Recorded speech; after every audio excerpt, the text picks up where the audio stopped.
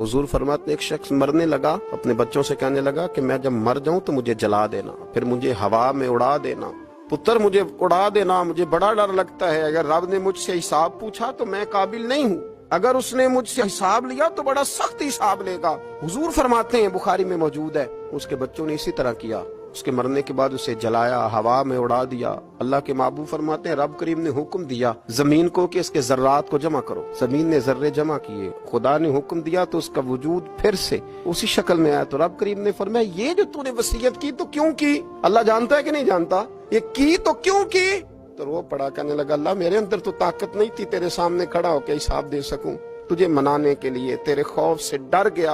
अगरचे हमारे बुजुर्गों ने लिखा है कि आज ये वसीयत करना, इस रंग में ये तर्ज इख्तियार करना दुरुस्त नहीं, लेकिन आप गौर फरमाइए कि नबी पाक अलैहिस्सलाम फरमाते हैं, जब उसने कहा ना अल्लाह तुझसे डर के ये किया, तो रब करीम ने फरमाया, जा फिर मैंने तेरी मगफिरत कर दी।